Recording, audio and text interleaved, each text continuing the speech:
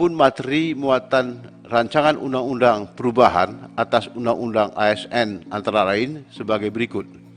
1. Pengangkatan tenaga honorer.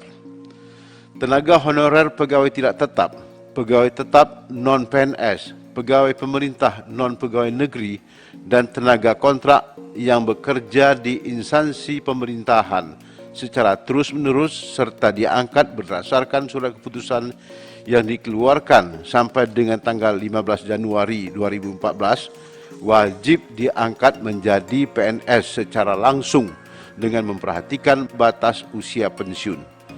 Adapun mekanisme pengangkatan tenaga honorer dilaksanakan sebagai berikut. A. Melalui seleksi administrasi berupa verifikasi dan validasi data surat keputusan pengangkatan. B. Memprioritaskan mereka yang memiliki masa kerja paling lama serta bekerja pada bidang fungsional, administratif, dan pelayanan publik. C. Mempertimbangkan masa kerja, gaji, ijazah pendidikan terakhir, dan tunjangan yang diperoleh sebelumnya. D.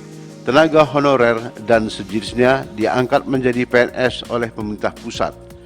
E. Dalam hal tenaga honorer dan sejenisnya tidak bersedia diangkat menjadi PNS, maka diangkat menjadi pegawai pemerintah dengan perjanjian kerja atau PPPK. Assalamualaikum warahmatullahi wabarakatuh. Salam sejahtera bagi semuanya. Welcome back to my channel TPMDS. Selamat datang kembali pada channel TPMDS.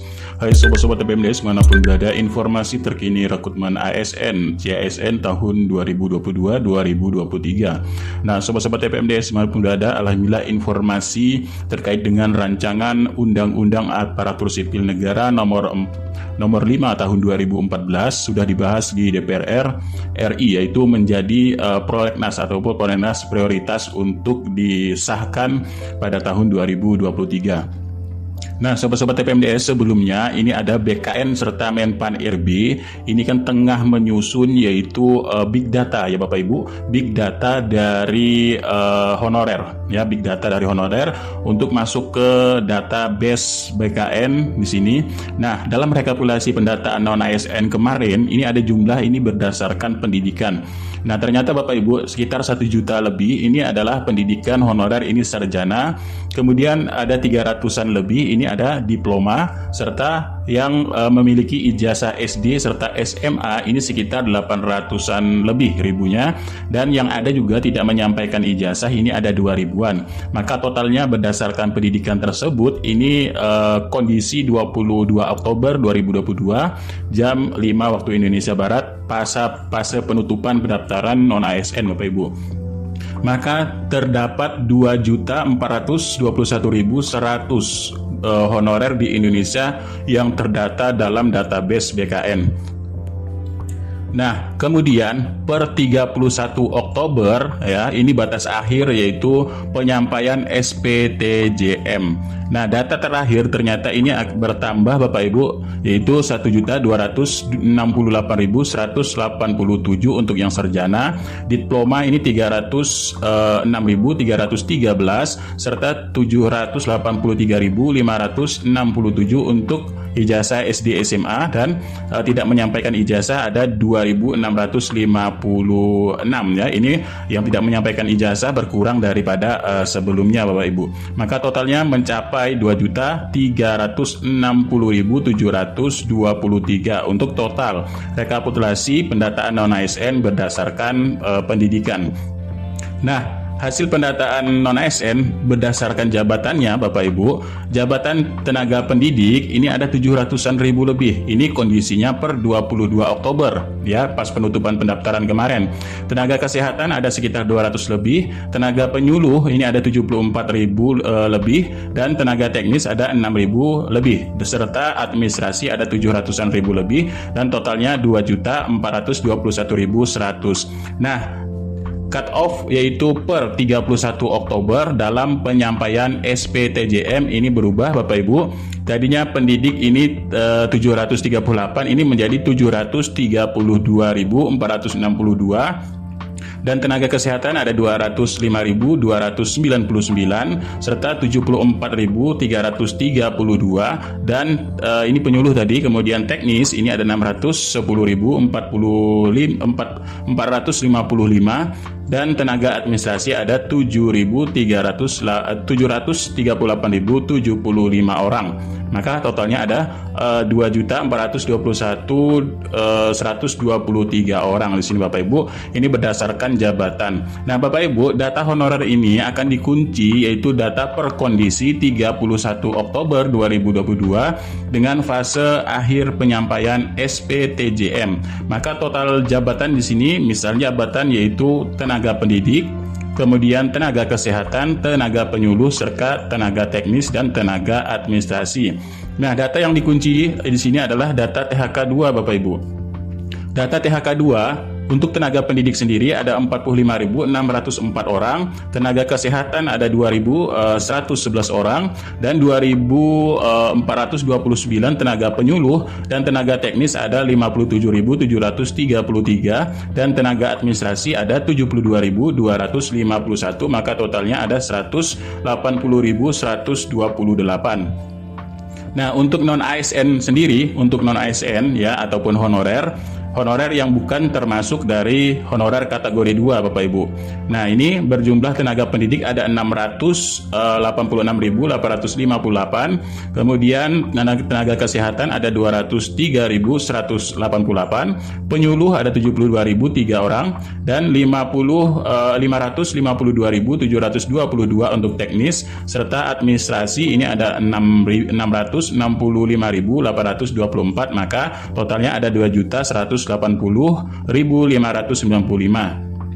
Dan total keseluruhan honorer yang terdata atau tercatat berdasarkan jabatan, kemudian THK2 jabatan non ASN ya, THK2 non ASN ini berjumlah 2.360.723. Ini rekapitulasi pendataan yang dikunci per 31 Oktober 2022.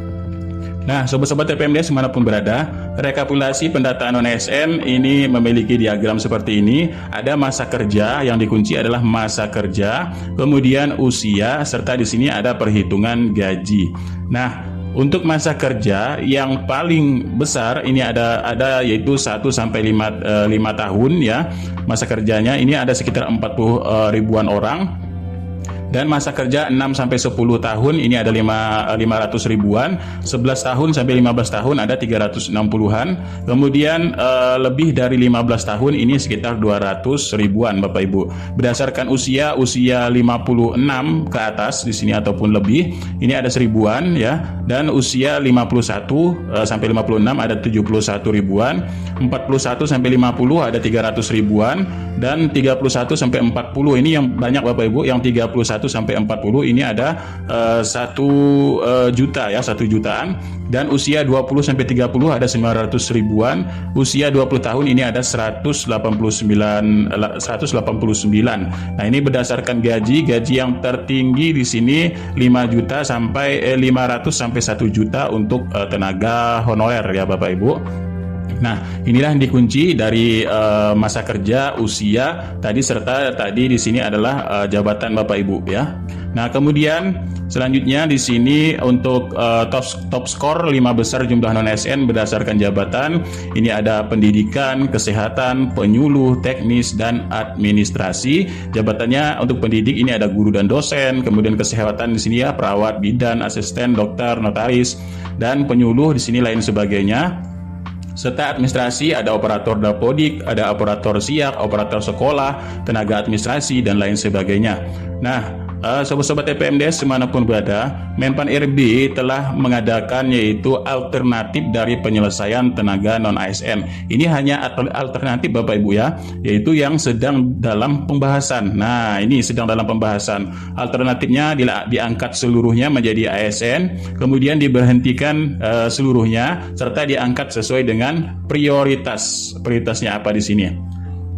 Nah, ini pun sudah dalam kajian lebih lanjut Bapak Ibu, dalam kajian lebih lanjut bersama pemerintah daerah dari pandangan-pandangan Menpan RB, di sini Menpan RB ya, berpandangan honorer ini diangkat semua, diangkat melalui prioritas yaitu P3K, menjadi P3K, baik guru dan nakes yang menjadi prioritas utama. Kemudian GAP atau kompetensi pegawai non-ASN ini disolusikan melalui program peningkatan kompetensi. Nah, diberikan kompetensi atau peningkatan untuk bekerja. Serta di sini jika diberhentikan semuanya tadi Bapak Ibu, ini Bapak Ibu dapat diberikan kesempatan sesuai dengan minat, bisa diberikan pelatihan pengembangan wirausaha, berikan kartu prakerja atau outplacement BUMN, BUMD serta swasta, dan diberikan pesangon. Inilah alternatif yang dicanangkan oleh Menpan RB untuk penyelesaian tenaga non-ASN. Karena berdasarkan datanya tadi di situ, yaitu ada berdasarkan pendidikan, ya, kemudian jabatan, usia, masa kerja. Namun dari perspektif Pemda sendiri, Bapak Ibu, Pemda ini membutuhkan non-ASN, yaitu karena kebijakan kurangnya pemenuhan PNS di daerah. Kemudian yang kedua, penghapusan tenaga non-ASN ini memang berdampak pada pelayanan publik di daerah. Nah, sedangkan dari pandangan non-ASN-nya sendiri memang non-ASN ini atau honorer ini membutuhkan pekerjaan dan kesejahteraan yang layak. Nah, namun begitu rekrutmen P3K kemarin 2021-2022 ini dengan serapan formasi yang masih minus ya. Dan Pemda ini masih terkendala terkait keterbatasan anggaran. Nah, rencananya untuk guru kemarin Bapak Ibu, untuk guru ini akan nanti diambil alih oleh Kemendikbud ya dalam penggajian. Jadi tidak melalui daerah kembali, tapi akan diambil alih oleh pusat penggajiannya melalui dana pusat Bapak Ibu. Nah, mudah-mudahan ini bisa tercapai. Nah, namun begitu Bapak Ibu, DPR RI ini telah mengusulkan proyeknas ataupun prioritas Bapak Ibu untuk di tahun 2023 ini. Ini sudah masuk ke dalam Badan Hukum Nasional Pembinaan Kemenhumham RI ya, HAM RI di sini. Ini masuk prolegnas prioritas yaitu DPR RI untuk perubahan RUU tentang Undang-Undang Nomor 5 Tahun 2014 tentang aparatur sipil negara. Nah, mudah-mudahan ini beritanya adalah selangkah lagi Undang-Undang RUU atau rancangan Undang-Undang prolegnas prioritas 2003 ini akan disahkan Bapak Ibu. Mudah-mudahan kita berdoa selalu cepat disahkan. Kenapa disahkan Bapak Ibu? Karena di sini juga ada berkaitan dengan honorer Bapak Ibu. Nah, dalam rancangan Undang-Undang Perubahan Nomor 5 Tahun 2014 ya, di pasal 131 nomor 34 ya, ini 131 dan 132 yang disisipkan satu pasal, yakni pasal 131A. Nah, berbunyi seperti ini Bapak Ibu. Pasal 131A di sini, tenaga honorer, pegawai tidak tetap, pegawai tetap non-ASN dan tenaga kontrak yang bekerja terus-menerus dan diangkat berdasarkan surat keputusan yang dikeluarkan sampai dengan 15 Januari 2014 wajib diangkat menjadi PNS secara langsung Bapak Ibu dengan memperhatikan batas usia pensiun sebagaimana dimaksud pasal 90 ya. Nah, nanti ini akan ada penjelasan untuk poin 1 ini Bapak Ibu. Yang kedua, pengangkatan PNS sebagaimana dimaksud didasarkan pada seleksi administrasi dan berupa verifikasi saja ya atau validasi surat keputusan pengangkatan. Yang ketiga, pengangkatan PNS sebagaimana dimaksud ayat 1 ini dilakukan dengan memprioritaskan mereka yang memiliki ya masa kerja. Nah, tadi kan sudah didata dengan masa kerja Bapak Ibu ya. Nah, ini sudah didata masa kerjanya ini dilihat dari masa kerja, kemudian usia ya. Di sini prolegnasnya, kemudian masa kerja yang paling lama dan bekerja pada bidang fungsional Bapak Ibu. Fungsional misalkan guru ya, jabatan fungsional, kemudian administratif ataupun administrasi serta pelayanan publik antara lain pada bidang pendidikan, pada bidang kesehatan, penelitian dan pertanian. Yang keempat, pengangkatan PNS sebagaimana dimaksud ayat 1 ini dilakukan dengan mempertimbangkan masa kerja Bapak Ibu serta gaji. Nah, tadi gaji kan sudah didata Bapak Ibu ya. Nah, ini untuk masalah gaji Bapak Ibu kan sudah masuk dalam pendaftaran. Nah, ini berdasarkan gaji tadi Bapak Ibu.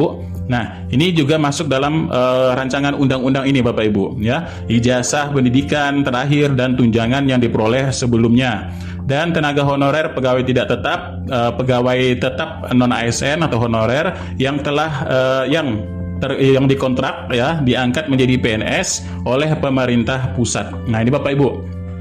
Jadi poin 5, tenaga honorer ataupun tenaga pegawai tidak tetap, pegawai tetap non PNS dan tenaga kontrak ini diangkat menjadi PNS langsung oleh pemerintah pusat, Bapak Ibu. Ya, ini langsung diangkat. Kemudian dalam hal tenaga honorer, pegawai tidak tetap, pegawai non ASN dan tenaga kontrak tidak bersedia menjadi PNS sebagaimana dimaksud ayat 1, harus membuat surat pernyataan tidak bersedia untuk diangkat menjadi PNS. Nah, jika Bapak Ibu sudah dinyatakan diangkat menjadi PNS, jika tidak bersedia harus membuat surat pernyataan tidak bersedia. Nah, poin 1 ini yang tanggal 15 Januari 2014 yang wajib diangkat, maksudnya seperti ini, ada penjelasannya pada nomor 36. Nah, pasal 135 ini disisipkan satu pasal, yaitu pasal 135A yang berbunyi, nah ini Bapak Ibu pasal 135A. Jadi pengangkatan tenaga honorer, pegawai tidak tetap, pegawai tetap non ASN dan tenaga kontrak menjadi PNS sebagaimana dimaksud pasal 131 ayat 1 tadi di sini Bapak Ibu. Nah, ini ya. Pasal 131A pasal 1 yang dimaksud di sini adalah sebagaimana dimaksud 131 tadi, ini dimulai 6 bulan Bapak Ibu dan paling lama 3 tahun setelah undang-undang ini diundangkan ya Bapak Ibu. Nah, pada saat undang-undang ini berlaku, pemerintah tidak diperbolehkan untuk mengangkat pegawai non ASN. Intinya Bapak Ibu, nanti di sini diselesaikan menurut dari jabatan, masa kerja, gaji, ijazah pendidikan terakhir dan tunjangan yang diperoleh sebelumnya. Nah, seperti ini Bapak Ibu. Nah, yang 15 Januari 2014 ini diangkat PNS Bapak Ibu. Untuk pasal ini diangkat PNS secara langsung ya. Nah, ini Bapak Ibu untuk penjelasan dari rancangan undang-undang nomor 5 tahun 2014. Nah, itulah sedikit informasinya, mudah-mudahan ini bermanfaat. Kurang lebihnya mohon maaf, billahi taufiq wal hidayah. Wassalamualaikum warahmatullahi wabarakatuh. Salam sejahtera bagi semuanya, bagi sobat-sobat TPMDS dimanapun berada.